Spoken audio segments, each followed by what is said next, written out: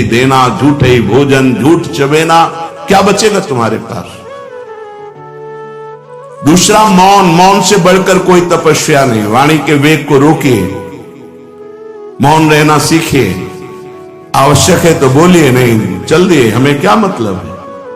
आप नाराज ही तो होंगे, लेकिन हम सत्य पे चल रहे हैं तो आपके हृदय को चाहे जितना तापित होकर के हमारे प्रतिकूल सोचे, सामर्थ्य नहीं कि हमें प्रतिकूलता दे सके। तीसरा, नाम जप से बढ़कर कोई यज्ञ नहीं, कोई साधना नहीं। परम सत्य भगवान का नाम है। बहुत अमृतमय वचन बाबा बोल रहे हैं।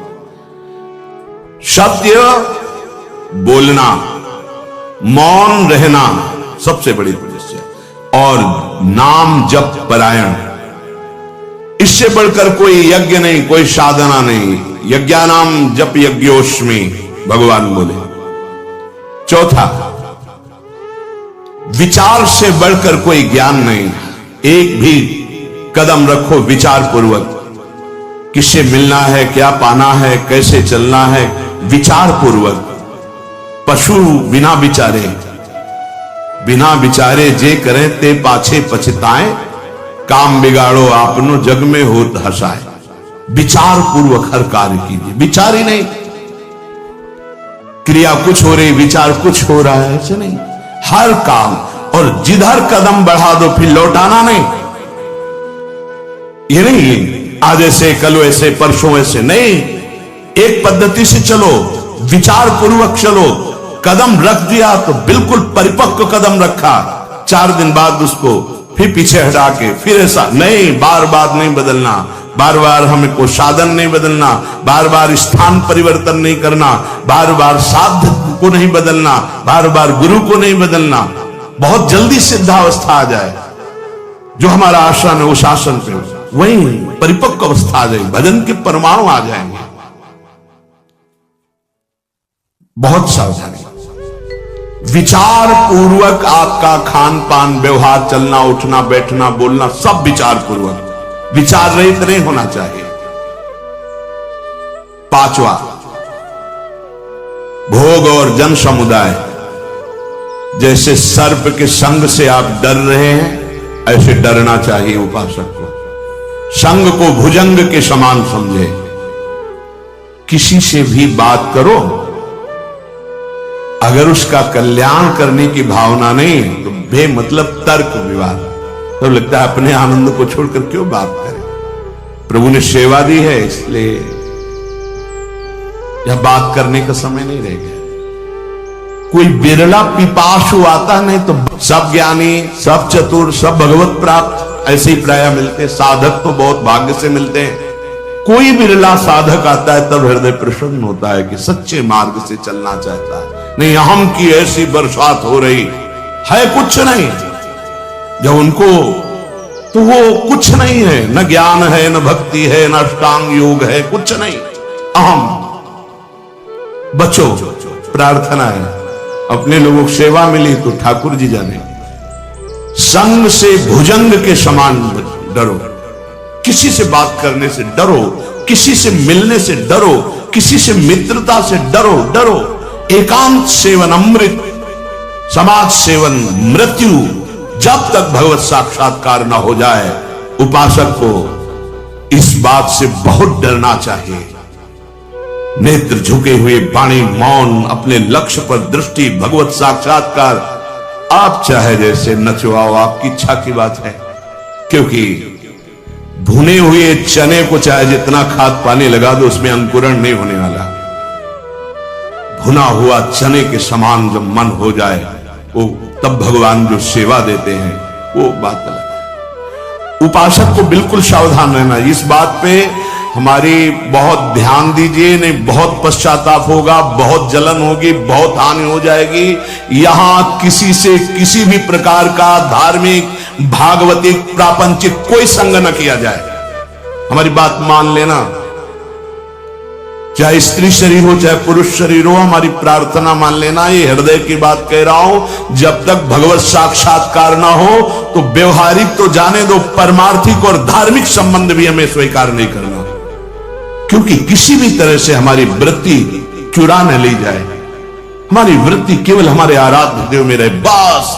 असंगोहम पुरुषा, मान लीजिए, मान लीजिए, इसी से परिपक्व अवस्था आती है। भोगों का त्याग और संग का त्याग, बाबा कह रहे हैं पांचवी बात है।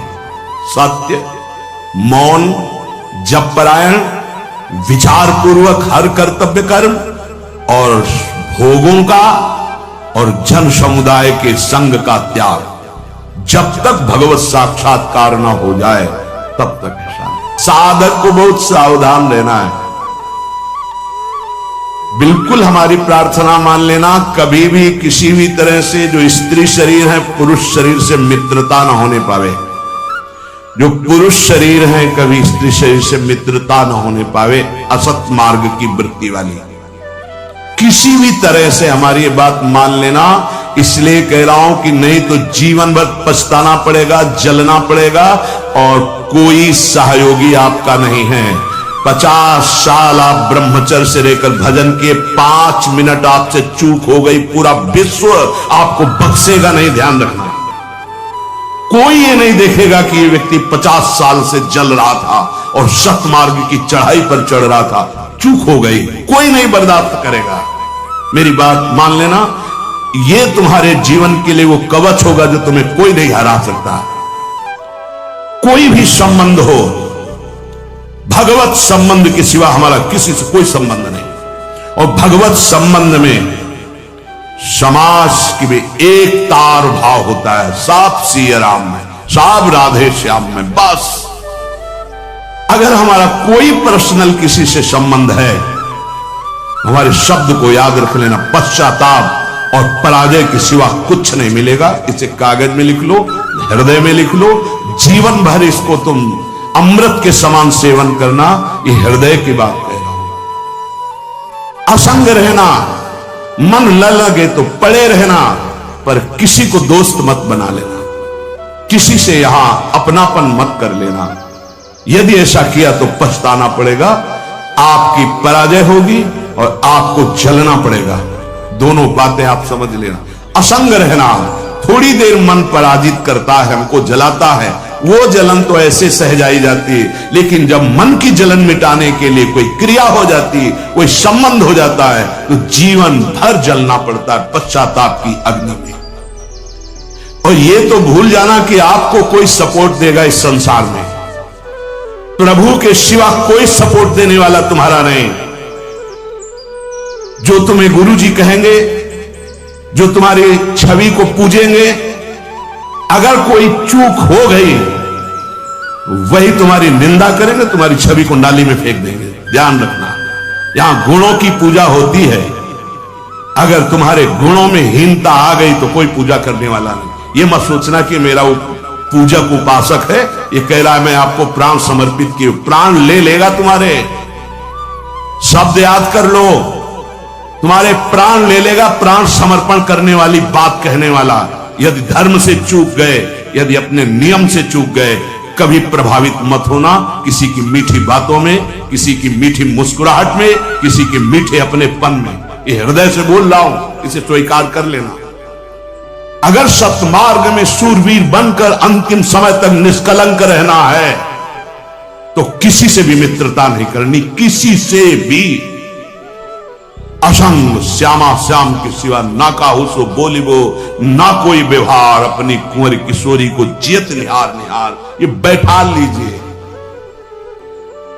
जीवन को अनुभव करके ये बात कह रहा हूं। कभी नहीं, कहीं नहीं, किसी से भी नहीं। तब आप निश्चिंत, निर्भय, निशोक होकर के, आनंद मगन होकर अभ्यंतर साधना के मार्ग को पा जाएंगे। बहुत बहुत सावधानी की जरूरत है। उपासक को इन 4 अवसरों पर कभी वार्ता नहीं करनी चाहिए।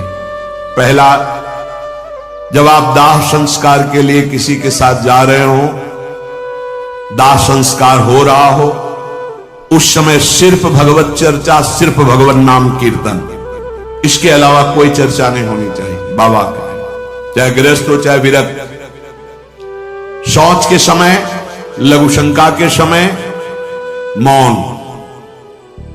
स्नान प्रारंभ हो गया तब यमुनाष्टक या मंत्र आदि जो भी, शौच में मौन, लघु शंका में मौन। भगवत नाम कीर्तन कीजिए, भगवत चर्चा कीजिए, अन्यथा मत जाइए। अगर जहां हो किसके पास जाएंगे, भगवत चर्चा नाम कीर्तन करने का अधिकार वहां नहीं दिया जाएगा तो मत जाइए। प्रभु के मंदिर में सीढ़ी में प्रथम कदम रखते ही मौन आश्रय ले लीजिए। कोई भी वार्ता नहीं होनी चाहिए। अगर चूक हो गई, किसी की वहां निंदा हो गई तो वज्र का लीक पाप बन जाएगा। किसी का दोष मंदिर में मत देखिए। सीधे गए, प्रभु से आंख मिलाई, नीचे सर झुकाया, बाहर हो गए। 1 मिनट, 10 मिनट, 1 घंटा, जितना दर्शन कर पाओ, बस इतना। ये सत्संग है, सावधानी। प्रथम सीढ़ी के पैर छुए, मौन, नेत्र नीचे। कोई राधे श्याम कैसे हो, कुछ उत्तर नहीं। सीधे मंदिर में गए, दृष्टि मिलाई। जितनी देर दृष्टि सह पाए रूप, उतनी देर रूप देखो, आंख नीचे करो, वापस मंदिर से आ जाओ। भगवान के मंदिर में किसी भी तरह की कोई भी वार्ता नहीं होनी चाहिए। मौन, दर्शन, बस। खास करके लोग वहीं मिलकर प्रपंच करेंगे।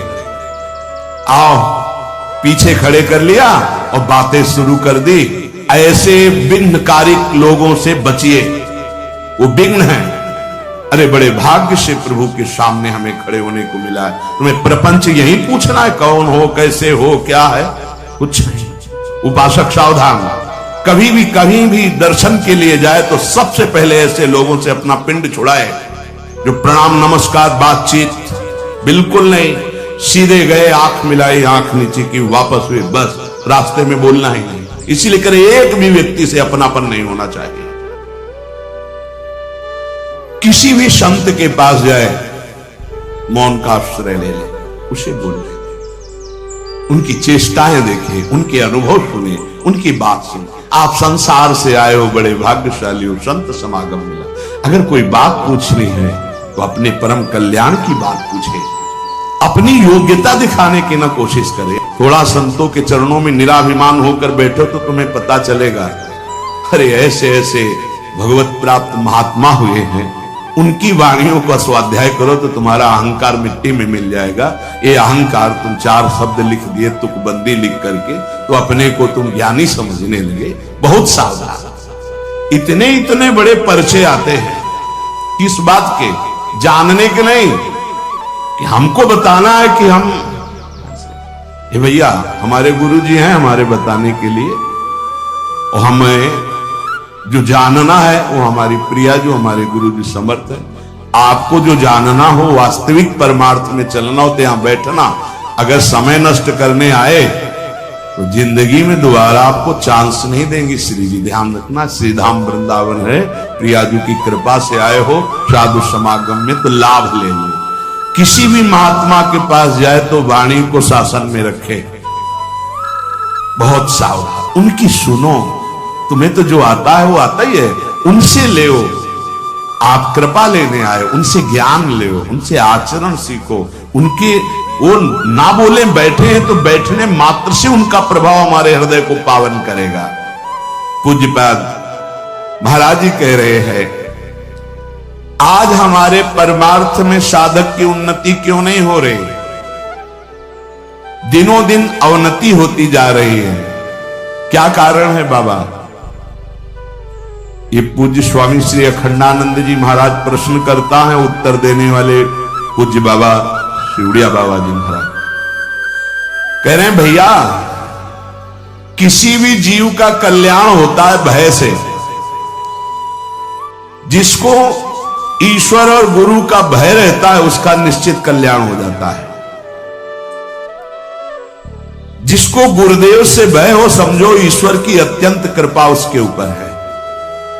गुरुदेव से भय पक्का। बोले साधकों का जो उन्नति होनी चाहिए, जो लाभ मिलना चाहिए, वो क्यों नहीं मिल रहा? स्वामी जी पूछ रहे, श्री स्वामी अखंडानंद सरस्वती जी। पूज्य बाबा कह रहे, भाई उन्नति और कल्याण भय से होता है। जब तक ईश्वर और गुरुदेव का भय नहीं होगा तब तक कल्याण नहीं हो सकता। भगवान की अत्यंत कृपा समझो जिस उपासक पर अपने गुरुदेव का भय है। भोग लगाओ, शास्त्र के अनुसार पाओ, शास्त्र के अनुसार जियो, शास्त्र के अनुसार कर्तव्य कर्म करो। श्री राधा वल्लभ लाल की।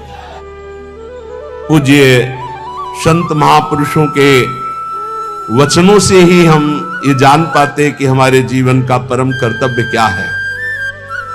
जो उपासक या भक्त भगवान की प्राप्ति के मार्ग में चला है, उसमें ये 5 बातें जब तक ना आवे तब तक कभी किसी को उपदेश ना दे और शिष्य ना बनावे। ये बहुत बड़े सिद्ध महापुरुष हैं, वो बोल रहे हैं। महात्माओं का हृदय माता की तरह दुलार करता है पूरे विश्व को। श्री सीताराम ओमकारनाथ जी महाराज जी ने कहा कि उपदेश देने जैसा खतरनाक खेल और कोई नहीं परमार्थ से भ्रष्ट होने के लिए। परमार्थ से भ्रष्ट होने के लिए उपदेश देने जैसा कोई खतरनाक खेल नहीं। बहुत बड़े महापुरुष हैं, क्योंकि उसमें देहाभिमान पुनः जागृत हो जाता है और काम आदि दोषों की बाहुल्यता, भोगों की बाहुल्यता, सम्मान प्रतिष्ठा की बाहुल्यता, और वो नष्ट होने में देर नहीं लगती। ये 5 बातें जब तक हृदय में ना जाए तब तक किसी को शिष्य न बनाए और उपदेश न दे, नहीं तो भ्रष्ट हो जाएगा पक्का। पहला, जब तक अंतःकरण पूर्ण रूप से शुद्ध ना हो जाए। अंतःकरण कहते हैं बुद्धि, मन, चित्त, अहंकार, 4 करणों को अंतःकरण कहते हैं। अंतःकरण शुद्ध कब माना जाता है? जब बुद्धि के निश्चय में एकमात्र परमात्मा है, मन में संकल्प विकल्प खत्म, केवल मन सावय मनहा कृष्ण पदारविंदयो चित्त मुरारी पादार्पित चित्त वृत्ति अहंकार दासत्व में एक भी विकार जिसके अंतःकरण में उदय नहीं होता, वो शुद्ध अंतःकरण वाला महापुरुष प्रथम उपदेश का पहला अधिकारी। अंतःकरण में किसी भी तरह का कोई भी विकार ना होना, पूर्ण अंतःकरण का शुद्ध होना। दूसरा, जो व्यक्ति, ये हम नहीं कह रहे, बड़े महापुरुष कह रहे, सामने शास्त्र इसीलिए रख के बोलते हैं कि आप ये ना सोचे कि हम कोई मनमानी बोल रहे हैं। कुछ भी होगा तो हृदय, शास्त्र, संत, तीनों से मिली हुई बात होगी, स्वतंत्र नहीं होगी। कोई भी ऐसी बात यहां से अनुभव युक्त भी निकलेगी तो आप पढ़ लेना, कहीं ना कहीं लिखा होगा। ऐसा नहीं हो सकता कि वो हमारे मनमानी बात हो, क्योंकि हमारा मन बचपन से लेके अभी तक जिसका स्वाध्याय करता रहा, जिनकी जूठन खाता रहा, जिनके चरणों के आश्रित रहा, वही मन में बैठ के बोलते हैं और कोई नहीं। पहला है उपदेश का अधिकारी कौन? जिसमें ये 5 बातें हो। पहली बात, अंतःकरण शुद्ध, बुद्धि, मन, चित्त, अहंकार, भगवदाकार, एक भी विकार जिसके हृदय में नहीं है। दूसरा, जो व्यक्ति स्वार्थ के लिए उपदेश सीखता है, जो अपनी वासनाओं की पूर्ति के लिए प्रवचन करना सीखता है, वो उपदेशक पक्का भ्रष्ट और दुराचारी हो जाएगा। वो धर्म का निर्वाह करने वाला नहीं होगा, उस समाज को भ्रष्ट करने वाला होगा। ये सिद्ध महापुरुष लिख रहे, इसमें किसी की टीका टिप्पणी करने की बात नहीं। जिसको बुरा लगे तो भगवान को साक्षी करके हृदय में हाथ रख करके देख लेना। महापुरुषों के वचन डंके की चोट से होते हैं। जिसको बुरा लगे वो छाती में हाथ रख के बिहारी जी को साक्षी करके देख लेना कि ये वचन जो निकले हैं ये है हमारे में कि नहीं है, देख लेना। यहां केवल जबान की बात नहीं होती, छाती की बात होती है। जो व्यक्ति स्वार्थ पूर्ति के लिए, अर्थ प्राप्ति के लिए, वासनाओं की पूर्ति के लिए प्रवचन सीखता है, उपदेश सीखता है, दूसरे को उपदेश करता है, वो उपदेशक दुराचारी हो जाएगा, भ्रष्ट हो जाएगा, धर्म को नष्ट करने वाला बनेगा। तीसरा, जिसने अपनी वाणी में सत्य का अनुष्ठान नहीं किया, जिसने अपने आत्मस्वरूप का बोध नहीं किया, जिसकी वृत्ति निष्काम नहीं हुई, जो जगत से भगवत भाव रूप से संबंध नहीं की, वो बड़े से बड़ा विद्वान भी भ्रष्ट हो जाएगा। वो बड़े से बड़ा विद्वान भी भ्रष्ट हो जाएगा। ये देख लो, जिसके वाणी में सत्य नहीं, जो आत्मस्वरूप का बोध प्राप्त नहीं किए, जिसकी बुद्धि में निष्कामता नहीं, जो चराचर जगत में भगवत स्वरूप का भाव नहीं किए, वो बड़े से बड़ा विद्वान भी पतित हो जाएगा। चौथा, उपदेशक ब्रह्म विद्या और निदिध्यासन दोनों साथ में, अर्थात शब्द ब्रह्म का ज्ञान और पर ब्रह्म की अनुभूति दोनों। जो शब्द ब्रह्म का ज्ञान और पर ब्रह्म की अनुभूति से युक्त होगा, उसमें अमानिना मान देना, निर्माणता सबसे बड़ा सद्गुण होगा, निष्कामता उसके स्वभाव में होगी। ऐसा उपदेशक संसार के धर्म की प्रतिष्ठा करके सबको सुख प्रदान करता है। पांचवा, जो स्वयं अपने मन को कृष्णाकार कर चुका है, जो इष्ट के प्रेम में डूबा हुआ है, जिसका केवल इष्ट से दृढ़ विश्वास और संबंध है, जो इष्ट के स्मरण में डूबा हुआ उपदेश करता है, जो दुनिया में एकमात्र परम स्वतंत्र सत्ता श्री भगवान की देखता है, जो सबका परम मंगल करने का उद्देश्य रखकर, केवल उद्देश्य रखकर भगवत चर्चा करता है, उसका उपदेश देना यथार्थ धर्म का प्रकाश करने वाला होगा। ब्रह्मबोध होना शास्त्रों के स्वाध्याय का फल है। भगवत प्रेम होना इस समस्त साधनों और भक्ति का यथार्थ फल है। नहीं सो सब धर्म कर्म जर जाऊ, जहां न राम पद पंकज भाऊ। जब तक प्रभु के चरणों में प्रेम ना हो जाए या तत्वबोध ना हो जाए, तब तक उपदेश नहीं करना चाहिए। ऐसा महापुरुषों का नहीं तो लिखा हुआ है, जो व्यक्ति स्वार्थ के लिए, जो धन के लिए, वासना के लिए, सम्मान के लिए, सुख सुविधा के लिए सीखता है और उसका उपदेश करता है, उसका चरित्र भ्रष्ट हो जाता है। महापुरुषों ने जो कहा है वो अपने अनुभव से कहा है। पहले अपने आप की जो माया जनित वृत्ति है उसको हटाओ और मुक्त हो जाओ, तब दूसरों को मुक्त करने की बात सोचिए। पहले अपना कल्याण करो, जग का कल्याण स्वयं होगा। यह शास्त्रीय सिद्धांत है। पहले खुद की वृत्तियों को ठीक करो, पहले खुद काम क्रोध विजयी बनो, पहले खुद निरंतर नाम जप का रसास्वादन करो, फिर बोलोगे तो निहाल कर दोगे। पूज्य श्री रामचंद्र डोंगरे जी महाराज, सुना है प्रगट में, आंखों से अश्रु बह रहे, ग्रीवा झुकी हुई है, सामने ठाकुर जी हैं, वो ऐसी कथा पूज्य श्री मथुरा दास जी, सुना है, बड़े बड़े महापुरुष, और कथा की और उठे और चल दिए। जो जहां जैसा वो सब वहीं छोड़ दिया। वो अपना देखो, लगाओ, गौ सेवा में लगाओ, विद्यालय में लगाओ, जहां परमहंस पूज्य श्री रामचंद्र डोंगरे जी, बड़े बड़े महापुरुषों को देखा। ये जो भगवत चर्चा है, ये जो उपदेश है, जो सत्संग है, ये आत्म सुख के लिए है। जीवन निर्वाह तो प्रभु स्वयं अपने दासों का करते हैं, उसके लिए ये थोड़ी है।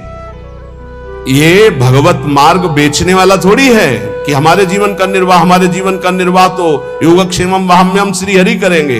ये चर्चा किस लिए हो रही है? सबका परम मंगल करने के लिए हो रही। स्वांता सुखाय तुलसी रघुनाथ गाथा। जो अपनी इंद्रियों पर नियंत्रण करता है, वही दूसरे की इंद्रियों को विषयों से निकाल सकता है, अन्यथा नहीं। जो खुद इंद्रियों का गुलाम है, वो दूसरे को इंद्रिय विजेता कैसे बना सकता है? एक बार किसी महात्मा के पास कोई माई गई अपने लाला को लेके, कहा लाला हमारा गुड़ खाता है, हमारी बात तो नहीं मानेगा, आप पर श्रद्धा रखता है, आप मना कर दो। तो कहा 1 हफ्ते बाद आना। वो एक हफ्ते बाद, बच्चा गुड़ खाने से दांत में कीड़ा पड़ जाएंगे, पेट में कीड़ा पड़ जाएंगे, ठीक नहीं है, नहीं खाना चाहिए। माँ ने कहा तुम ये उसी दिन क्यों नहीं बता दिया? महाराज एक हफ्ते बाद क्यों बुलाया? बोले मैं भी गुड़ खाता था, इसलिए पहले एक हफ्ते छोड़ा तब उपदेश किया। जो अपनी इंद्रियों पर विजय प्राप्त नहीं किए हुए हैं, वो दूसरों की इंद्रियों को विषयों से कैसे हटा सकता है?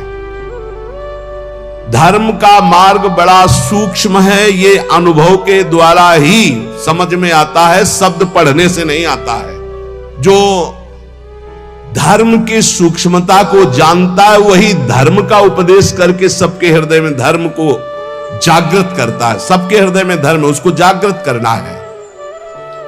जिसने एक श्री भगवान के स्मरण को मजबूती से पकड़ लिया है, उसको किसी की खुशामद करने की जरूरत नहीं अपने भरण पोषण के लिए। श्री भगवान को जिसने पकड़ लिया, उसको किसी की खुशामद करने की जरूरत नहीं अपने भरण पोषण के लिए। दुर्जनों के लिए ये सज्जन पुरुष ही हैं जो उनकी कटुता, उनकी गाली, उनके अपमान को सहकर उनका कल्याण करते हैं। केवल प्रवचन से कल्याण नहीं हो जाएगा। जब तक सज्जनता, साधुता नहीं आएगी। साधुता बहुत बड़ी बात है, प्रवचन कर लेना बहुत सरल बात है। साधुता बड़ी बात है। कबहू कहो या रहानी रहोगो, श्री रघुनाथ कृपालु कृपाते साधु स्वभाव गहोगो। परहित निरत निरंतर मन क्रम वचन नेम निभाओगो। मन वचन कर्म से दूसरे का परम मंगल, परुख बचन अति दुशाश्रवण सुनते पावक न दहोगो। जथा लाभ संतोष सदा काहूसो कछु न चाहोगो। कबहू कहो या रहानी रहोगो, श्री रघुनाथ कृपालु कृपाते साधु स्वभाव गहोगो। साधु वही है जो बड़ी बड़ी सिद्धियों को ठोकर मारकर दूर करके भगवान के प्रेम में डूबता है। ठोकर मार करके। इत महाप्रभु कह रहे हैं, वेणु कानन क्वणित श्रवण सुंदर सुनत मुक्ति सम सकल सुख पाए पग पेलरी। आज तू ग्वाल गोपाल सो खेलरी। वेणु कान देख, लाल बंसी बजा रहे हैं, बंसी में वो परमानंद की वर्षा कर रहे हैं कि अगर एक बार श्रवणेंद्रिय में पड़ जाए तो मोक्ष सुख को भी पैर से ठुकरा करके प्रेम रस में कूद पड़े। ऐसा बंसी की ध्वनि है। प्यारी जी से करे, लाडली जी देखो, वेणु कानन कुणित श्रवण सुंदर सुनत मुक्ति सम सकल सुख पाए पग पेली। लाडली जी देखो कैसी अद्भुत बंसी बज रही। वही बंसी चतुरासी जी है। वही बंसी जो मोक्ष सुख को भी फीका कर दे, वो साक्षात बंसी की ध्वनि है चतुरासी जी। ये बंसी जी की वाणी है। हरिवंशी स्वयं हित महाप्रभु के रूप में वही गायन। अरे अद्भुत सुख। जो सिद्धियों को ठोकर मार करके आगे बढ़ता है, वो भगवान के प्रेम को प्राप्त होता है। भजन करो, भजन करो, नहीं तुम्हें ठोकर मारेगी माया। भजन करो, नहीं तुम्हें ठोकर मारेगी। भजन किया तो सिद्धियों को ठुकरा कर भगवदानंद में डूबता है।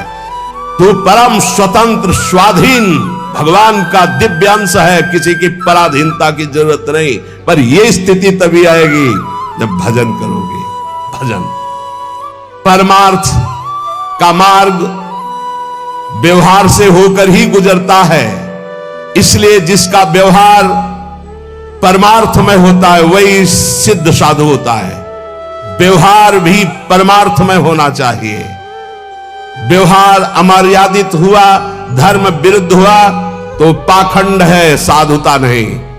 व्यवहार बिल्कुल शुद्ध, तस्मात् शास्त्रम प्रमाणम ते कार्या कार्यो व्यवस्थितो, शास्त्र के अनुसार होना चाहिए।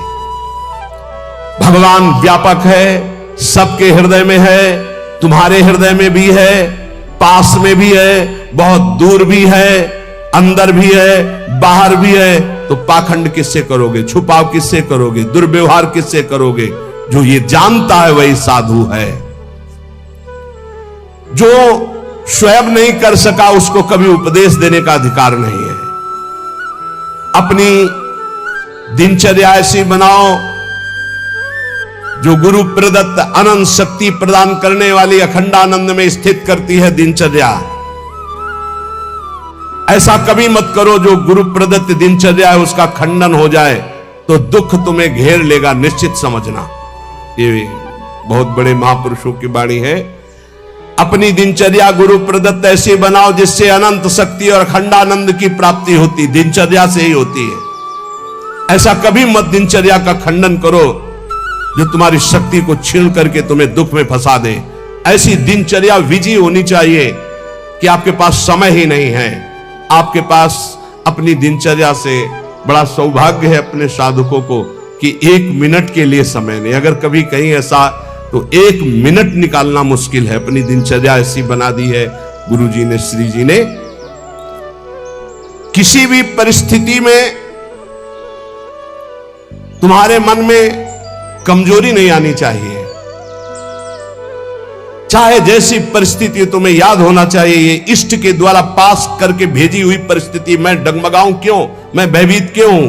कोई न कोई बहुत मंगल विधान मेरे इष्ट ने भेजा है परिस्थिति, इसलिए मैं मस्ती से रहूंगा चाहे जितनी बुरी स्थिति क्यों ना आ जाए। हृदय में या बाहर परिस्थिति, स्थिति या परिस्थिति, संतुष्टा येन केनवा, ये बहुत बड़ी बात है। क्योंकि इष्ट ने भेजा है ना, चयन किया इष्ट ने, किस लिए? होगा कोई उनका विधान, मंगल विधान। शांत प्रसन्न मुद्रा, कभी खिन्न नहीं, निकल जाएगी परिस्थिति और स्थिति भी। कभी कभी अंदर में भी स्थिति गड़बड़ होती है, बाहर भी परिस्थिति।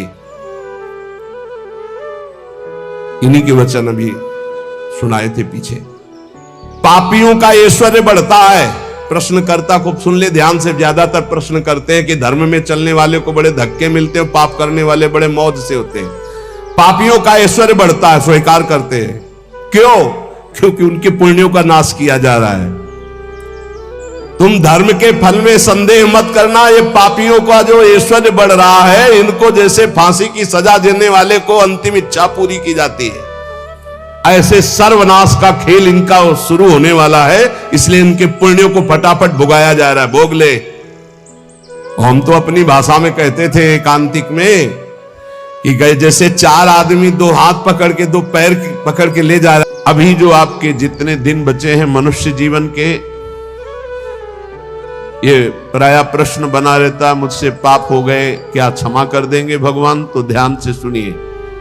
मनुष्य जीवन में अभी जो आपके दिन बचे हैं, यदि उन दिनों का ज्ञान पूर्वक सदुपयोग करें, अर्थात नाम जप करते हुए पूर्व में जो पाप किए पुनः ना होने पावे, तो मैं तुम्हें वचन देता हूं ये तुम्हारे सारे पाप मेरे प्रभु क्षमा कर देंगे।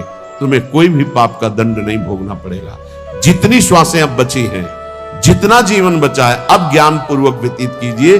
कोई पाप कर्म जो पीछे हुए पुनः मत कीजिए और नाम जप कीजिए। सारे पाप आपके प्रभु क्षमा कर देंगे। गीता जी। सर्वधर्मान परित्यज्य मामेकम शरणम ब्रज अहम त्वाम सर्व पापेभ्यो मोक्षयिष्यामि मा शुचा। श्री भगवान के वचन है। जो आंतरिक काम क्रोधादि रोग हैं, इनको नष्ट करने के लिए 5 औषधियां हैं।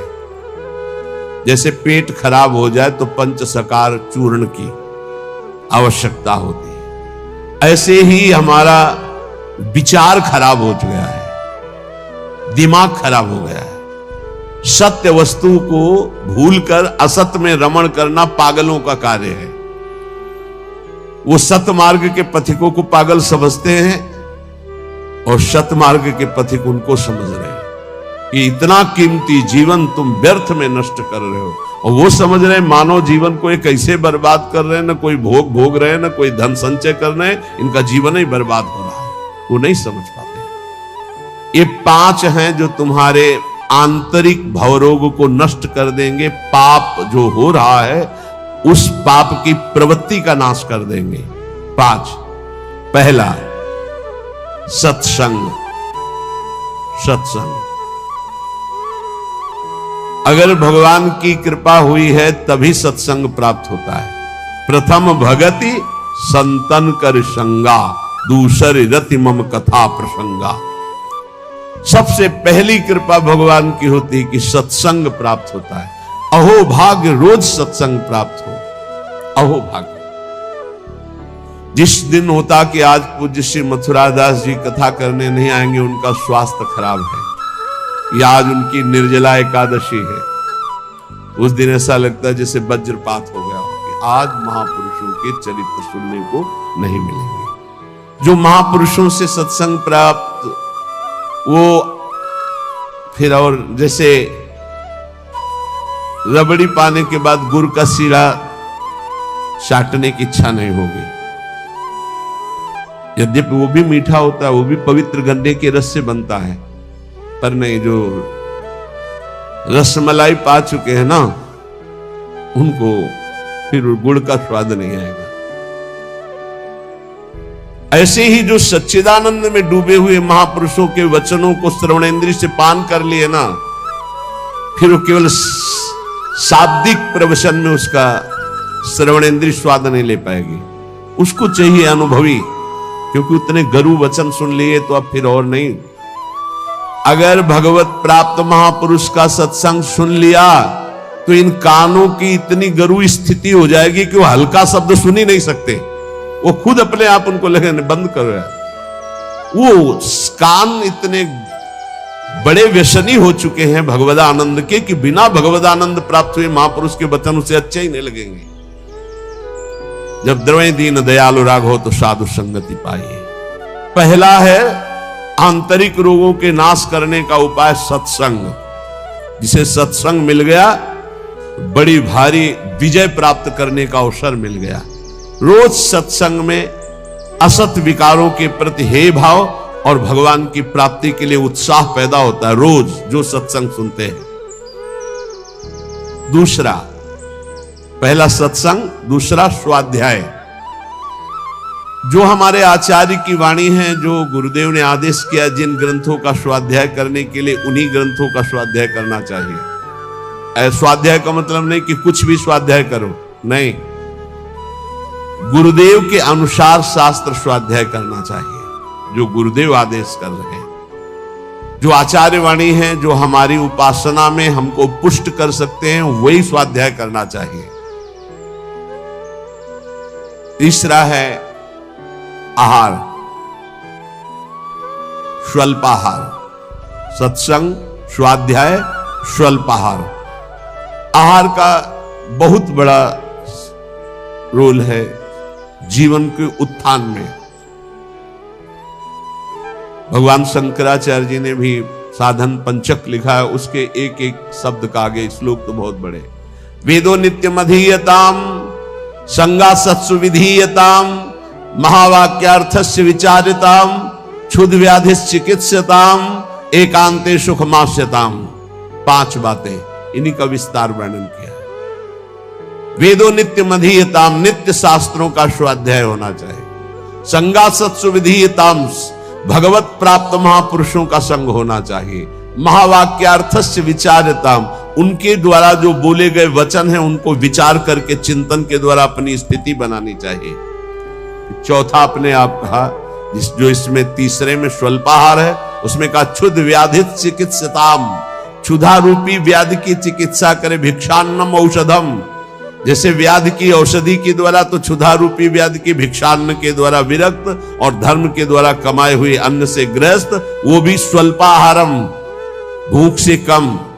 बहुत बड़ा इसमें योग है, आप अच्छे से समझ लीजिए। आप समझते हैं अधिक पाने से आप बलवान होंगे, बिल्कुल भूल है आपकी, ये भूल बहुत बड़ी है। अल्पाहार करने से जीवनी शक्ति बहुत प्रबल होती है। जितना आप भजन में उन्मत्त होने वाले महापुरुषों को देखेंगे, वो अल्पाहार करने वाले होंगे। अधिक आहार करने में प्रमाद स्थिति बढ़ती, तमोगुण बढ़ता है। ये रहस्य जान लीजिए। अल्पाहार करोगे, आप में बहुत तेज बना रहेगा, आप में जीवनी शक्ति। जो अधिक पा लेते, पूरी शक्ति पचाने में लगती, तो भजन आदि में नहीं, प्रमाद स्थिति रहती है। चौथा, जो उसमें लिखा है एकांते सुखमास्यताम, इसमें लिखा है रात्रि के चौथे प्रहर में भागवती क्रियाओं का अनुष्ठान करना चाहिए। ध्यान है, नाम जप है, तो अपने यहां तो ऐसी बढ़िया दिनचर्या है कि आपको अनुष्ठान करने की जरूरत नहीं, सम्मिलित होने की जरूरत है। सुबह 2 बजे से दर्शन करते हुए सबके, फिर यहाँ सत्संग, नाम कीर्तन हो रहा है, फिर सत्संग हो रहा है, कितना मंगलमय है। अभी 5:10 है। सौभाग्य है कि आप कब से बैठे हैं और यहाँ किसी की नींद भी नहीं खुली होगी अभी। जो प्रातःकालीन बेला पर जग करके भागवती का अनुष्ठान करता है वो आंतरिक विकारों पर विजय प्राप्त कर लेता है। स्वप्न दोष 4 बजे सोने वाले को ही बहुत जोर के होते हैं। जो प्रातः 3 बजे से जग जाते हैं, 10 बजे के बाद सोते हैं, स्वप्न दोष होने की संभावना ही नहीं रहती। यदि वो सावधान है तो गलत क्रिया करते हैं, गलत भोजन करते हैं, उनकी बात अलग है। नहीं, समय ही नहीं है। प्रायः 3, 4, 5, 6 इसमें स्वप्न दोष होता है प्रातःकालीन बेला पर। और जो गंदे आचरण करते हैं उनकी तो कोई चर्चा ही नहीं है। 5वां,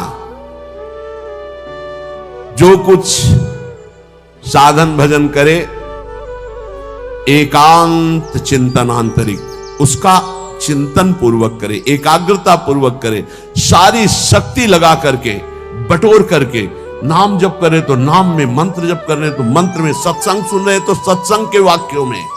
ये 5 हैं जिनके द्वारा हम आंतरिक विकारों पर विजय प्राप्त कर लेते हैं। पहला सत्संग, दूसरा स्वाध्याय, तीसरा अल्पाहार, चौथा प्रातःकालीन बेला पर उठकर भागवती का अनुष्ठान, 5वां जो कुछ भी करे एकाग्रता पूर्वक सारी शक्ति लगाकर उसी में। जो अपने ऊपर हर समय ईश्वर की, आराध्य देव की कृपा का अनुभव करता रहता है, ये बहुत बड़ी बात है। हर परिस्थिति में बड़ी कृपा, श्री जी की बड़ी कृपा, श्री जी की बड़ी कृपा। एक हमने संत भगवान को देखा, वो बल्ब ऐसे लगा रहे थे तो चूक हो गई, तो वही किसी कनेक्शन में कहीं छू गए, मारा ऐसा झटका तो सीढ़ी गिरी, सीढ़ी से सीढ़ियों पे आकर के गिरे, उससे नीचे चबूतरे के नीचे आके गिरे, काफी चोट लग गई थी। तो दौड़ करके उनको उठाया तो उनका बड़ी कृपा, निपट गए, बड़ी कृपा, निपटा दिया प्रभु ने। बड़ी बात थोड़ी में निपटा दिया, बड़ी कृपा। और मुस्कुरा रहे थे और कई जगह चोट दिखाई दे रही थी। ये संत हृदय, बड़ी कृपा, निपट गए, बड़े अपराध को छोटे में काट दिया, निपट गए, बड़ी कृपा। जब अपने दास के ऊपर प्रभु कृपा करते हैं तो उसके हृदय में सद्गुणों का खजाना खोल देते हैं, जो हर समय अनुभव करता रहता, मेरे ऊपर बड़ी कृपा है। फिर उसको अपने आप में मिलाकर एक कर देते हैं, चाहे भक्ति में हो चाहे ज्ञान में, बचता एक ही है। 2 जब तक बचे तब तक विचार अभी ऊंचाई पर नहीं पहुंचे। ब्रह्म नहीं, माया नहीं, नहीं जीव नहीं काल, अपनी ही सुध ना रही, एक रहे हो नंदलाल। ना काहो सो बोलिबो ना कोई व्यवहार, अपनी कुंवर किशोरी को जियत निहार निहार। एक तो लालजू प्रियाजू एक हैं, इनको 2 न देखा जाए। जो हर समय अपने इष्ट की कृपा का अनुभव करता रहता है तो इष्ट उसके हृदय में गुणों का खजाना खोल देता है और उसको अपने में मिला लेता है, एकता कर लेता है, अर्थात इष्टमय हो जाता है। तस्मित् तज्जने भेदा भावात्। अब उसकी दृष्टि बड़ी महिमामय, गौरवमय हो जाती, जिधर दृष्टि जाती उधर परमात्म तत्व का दर्शन करता है। ऐसी स्थिति सच्चिदानंद रस में भरपूर होती है, ना अहंता होती न ममता होती। पर यह होता उन्हीं के ऊपर है। एक होते हैं जो केवल जीव से नाम जप करते हो, जीव से गुणानुवाद करते हैं, अंतःकरण विषय चिंतन करता रहता है। ध्यान देना, बहुत उत्तम बात वर्णन हो रही। पहली बात कही कि जो जीव हर समय उपासक के कृपा का अनुभव करता रहता, बड़ी कृपा, बड़ी कृपा, दुख में भी सुख में बड़ी कृपा, उसके हृदय में गुणों का खजाना खोल देते हैं और उसको एकता में मिला लेते हैं, अपने में मिला लेते हैं भगवान। अब दूसरी बात कह रहे हैं कि उपासक कब एकता को प्राप्त होता है। बोले एक उपासक होता है, बहुत ध्यान से अपने को देखना किस डिग्री में हो आप। एक उपासक होता है जो जीव के द्वारा नाम जप करता है, जीव के द्वारा गुणों का गान करता है, पर हृदय में विषय चिंतन होता है। दूसरा उपासक होता है जो जीव के द्वारा नाम जप करता है, गुणानुवाद करता है, अंतःकरण भी उसी में जुड़ा हुआ होता है, ये विशेष कृपा पात्र होता है।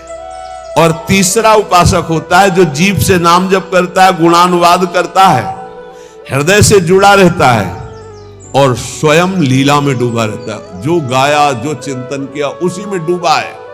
ये तीसरा, ये सर्वोपरि उपासक है। जो गाया वही चिंतन, जो चिंतन उसी में डूबा। एक गान कर रहा है लेकिन चिंतन विषय का हो रहा है, एक गान भी कर रहा है चिंतन भी कर रहा है, एक गान भी कर रहा है चिंतन भी कर रहा है और डूबा भी उसी में है, सुध ही नहीं। ये है उत्तम अवस्था उपासक की। बहुत जोर की बात है, ऐसा ही होना चाहिए। जो जप कर रहे हैं, जो गान कर रहे हैं, उसी का चिंतन कर रहे हैं, उसी में डूब रहे हैं। पहला जो नाम जप कर रहा है, गुणगान कर रहा है, हृदय से विषय चिंतन कर रहा है, वो उसको इस लोक और परलोक के भोग परास्त कर देते हैं। बहुत सावधान, ऐसा उपासक भ्रष्ट होने में देर नहीं लगेगी। जिसका वाणी से गान हो रहा है और हृदय से भी चिंतन हो रहा है, उसको इस लोक और परलोक के भोग अच्छे नहीं लगते, पर परास्त करने की गुंजाइश है। लेकिन तीसरा जो मनन करके डूबा हुआ है, त्रिभुवन का भोग, सामर्थ्य नहीं कि उसको लुभायमान कर सके, भ्रष्ट कर सके। तीसरी बहुत ऊंची स्थिति है।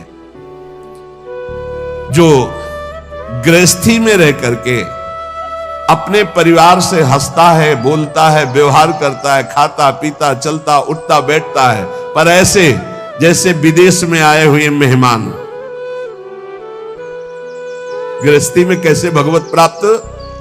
बोले जो अपने परिवार के साथ हंसता है, खाता पीता बोलता व्यवहार करता है, बढ़िया, सब वैसे ही, लेकिन वो वैसे जैसे किसी मेहमान के यहां गया हो। उसको पता है रहना नहीं, देश बिराना है, ये भी छूटेंगे, शरीर भी छूटेगा, जाना है, मुझे प्रभु के पास जाना है। क्योंकि वो अपने परम प्रिय सखा प्रभु को हृदय में निरंतर चिंतन करते हुए ऊंची स्थिति को प्राप्त है कि मुझे भगवत प्राप्ति करनी है।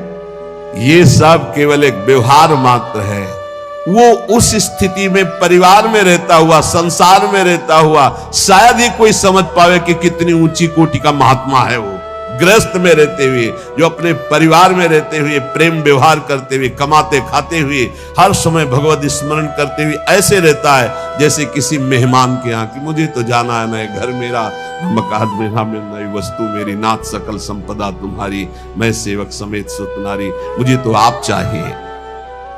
देखो, जब तक तुम संसार की कामनाओं से निवृत्त नहीं होगे तो ये संसार तुम्हें फंसाए रखेगा।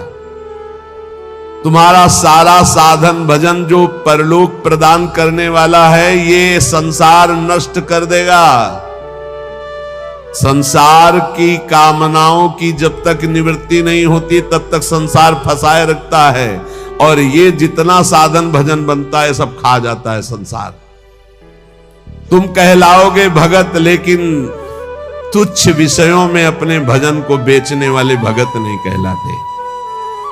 तुम जैसे तैसे अपने इंद्रिय और मन को बिखेर रखा है, इंद्रियां मन तुम्हारे भजन को नष्ट कर रही है।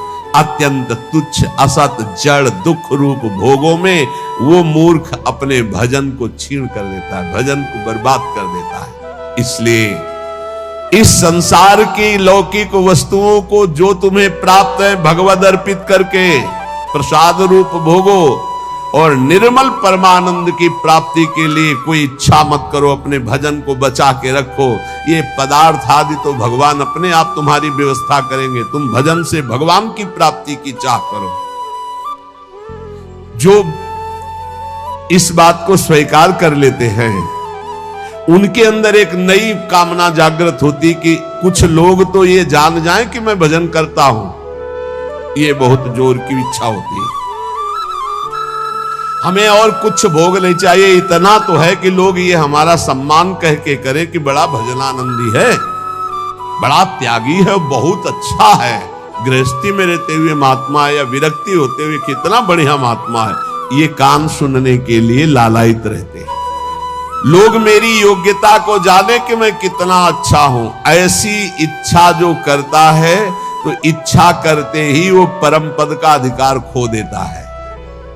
समझ लो, लोगों में जानकारी फैलाने की इच्छा मतलब संसार में सतबुद्धि मतलब प्रतिष्ठा कीर्ति की चाह मतलब भगवत प्राप्ति की योग्यता खो देना।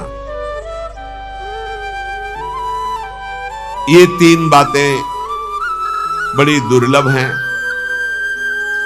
निर्धनता में भी दूसरों की सेवा करने का, दान देने का उत्साह, एकांत में पापाचरण ना करने की दृढ़ भावना, ये बहुत कठिन बातें, बहुत कठिन बातें। निर्धनता में भी दान देने का, दूसरों की सेवा करने का उत्साह, एकांत में कभी पाप ना करने की दृढ़ भावना, और जिससे भय लगता है ऐसा कभी कोई वचन, आचरण, संकल्प मन में ही ना आने पाए। भय लगता है पाप कर्म से, पाप कर्म ही भय प्रदान करता है। तो पाप कर्म से कैसे निवृत्त हो, क्रम बाई क्रम वर्णन कर रहे हैं। तो जो पाखंडी लोग हैं इनका संग का त्याग कर दे। पाप निवृत्ति के लक्षण, पाप तुमसे बनेंगे ही नहीं।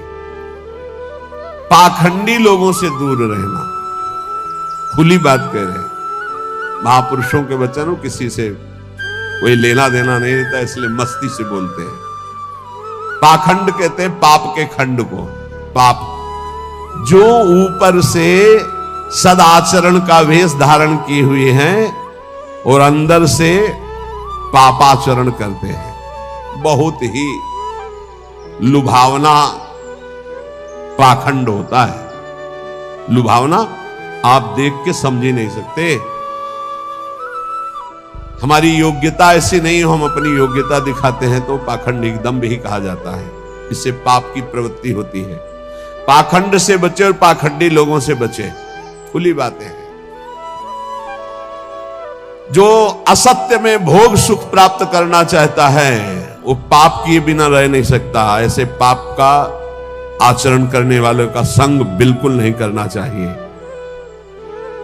अहंकार पापों की रति प्रदान करता है, इसलिए अहंकारी का संग नहीं करना चाहिए, अहंकार का संग नहीं करना चाहिए। पाखंड नहीं धारण करना चाहिए, पाखंडियों का संग नहीं करना चाहिए। असत्य के भोग की लालसा पाप करवाती है और असत्य के भोगों में रत पापियों का संग नहीं करना चाहिए। अहंकार ही भोगों में रत कराता है, इसलिए अहंकार नहीं अंदर आने देना चाहिए और अहंकारियों का संग नहीं करना चाहिए। प्रभु की ओर अग्रसर होने वाले जितने साधक हैं उनको सावधान रहना चाहिए ऐसे अहंकारी असत भोगों में लगे हुए पाखंडियों से। कल्याण के मार्ग पर चलना है तो अधर्म और अनीति और पाप कर्म छोड़ने की दृढ़ प्रतिज्ञा करनी होगी। अगर हम सावधानी से नहीं संग करेंगे तो बहुत ही पाखंड का बोलबाला है। आप ऐसा ना समझ लें, कलिकाल है। ये मन चले लोग जो भगवान की प्राप्ति का कोई मार्ग ही नहीं जानते, जिसकी बातचीत में थोड़ा भी लोभ दिखाई दे, जिसकी बातचीत में थोड़ा भी काम आदि दोष का लक्षण दिखाई दे, कभी संयोग नहीं करना चाहिए, चाहे जितना बड़ा कोई हो, दूरी बना के रखनी चाहिए। इसीलिए पहला शब्द लिखा है पाप की निवृत्ति के लक्षण, तो बोले पाखंड और पाखंडी लोगों के संग का त्याग कर देना चाहिए। दूसरा, असत्य भोगों में जिनकी रति है उस असत्य भोग और असत्य भोगों में रति करने वाले का त्याग कर देना चाहिए। तीसरा, अहंकार और अहंकार की वृत्तियों में फंसे हुए लोगों का, इनका त्याग कर देना चाहिए। जिसको कल्याण मार्ग में चलना है अधर्म अनीति और पाप कर्म छोड़ने की दृढ़ प्रतिज्ञा करनी चाहिए। जो पीछे पाप हो गए हैं वो इसी प्रतिज्ञा से भस्म हो जाते हैं।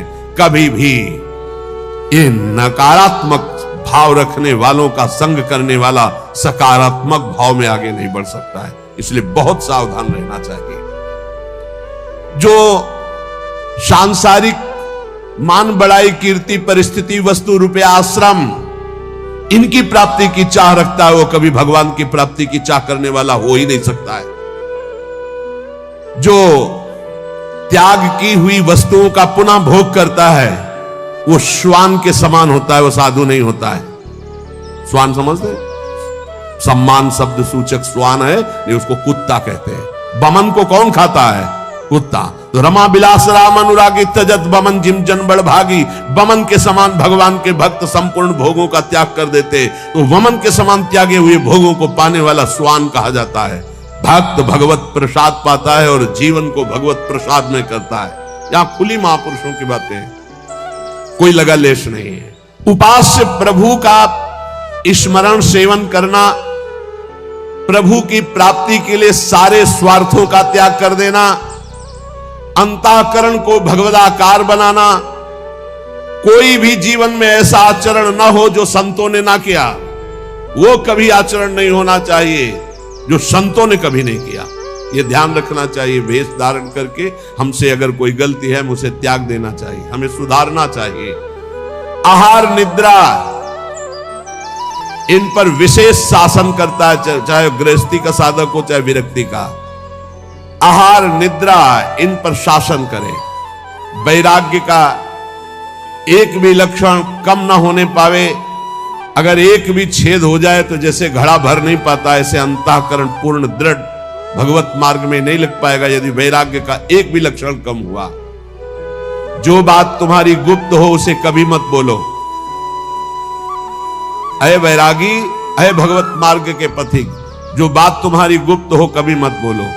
भागवतिक, व्यवहारिक, लौकिक, पारमार्थिक। क्यों? लोग उपहास करेंगे, तुम्हारी बात की गहराई को नहीं समझ पाएंगे। अगर आपसे कोई गलती भी हो गई है तो महापुरुषों से बोलो, संसारियों से नहीं। हमें लगता है बोलने की जरूरत नहीं, वो खुद जान जाएंगे, वो कृपालु हैं, वो हमें संभाल लेंगे। संदेह वाली वस्तु, संदेह वाले व्यक्ति, संदेह वाला आचरण कभी मत करो। जिस व्यक्ति पर संदेह हो कभी मत मिलो। जिस वस्तु में संदेह हो कभी मत खाओ। जिस आचरण पर संदेह हो प्रमाणित ना हो कभी मत करो।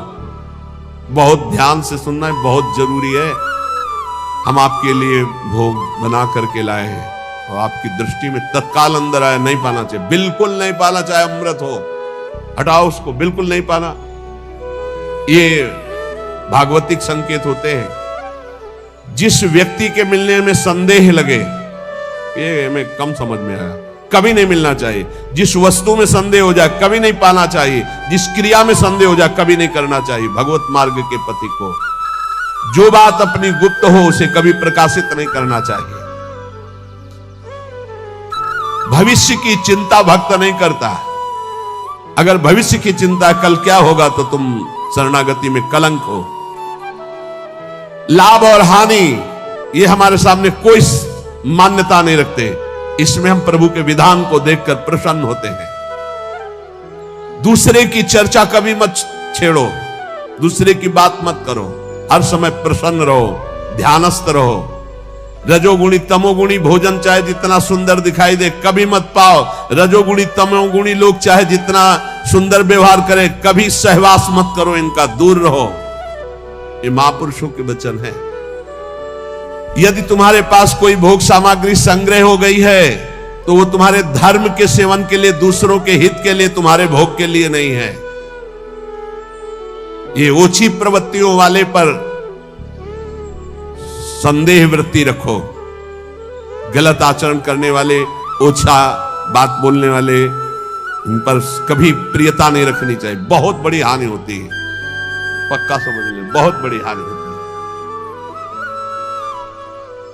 यह हर उपासक को सावधान रहना चाहिए, चाहे स्त्री शरीर हो चाहे पुरुष शरीर हो। जहां कहीं ओछी प्रवृत्ति, देखो एक दृष्टि में पता चल जाता है कि यह सामने वाला कैसे देख रहा है, कैसी हरकत है, कैसा, एक दृष्टि में। भगवान ने इतना ज्ञान तो सबको दिया है कि एक मिनट में, एक दृष्टि में फाइनल हो जाएगा कि आदमी संग करने लायक है या नहीं लायक है। या ये चाहे कोई भी हो, कोई भी हो, एक दृष्टि में पता चल जाता है। ओछी प्रवृत्ति पर अंकुश रखो, ना किसी का संग और ना अपने अंदर ओछी प्रवृत्ति। प्रभु प्रेम प्राप्ति के लिए गले पड़ना होता है महापुरुषों के। गले लगना नहीं, गले पड़ना होता है। गले पड़ना और गले लगना में अंतर है। गले पड़ने का मतलब होता है आपके सिवा हमारे पास कोई साधन नहीं है, अब आप ही हमारे प्रेम प्राप्ति के साधन भी हो और साध्य भी हो। ऐसे गुरुजन महापुरुषों का आश्रय लिया जाता है। प्रभु प्रेम प्राप्ति के लिए महापुरुषों के पीछे पड़ जाओ, गले पड़ जाओ। वो देख ले कि अभी ये हमारे पिंड छोड़ने वाला नहीं, दुत्कारे फटकारे तो भी नहीं, तो निश्चित भगवत प्रेम प्राप्त हो जाता है, क्योंकि भगवान उनके हृदय में जागृत हो चुके हैं।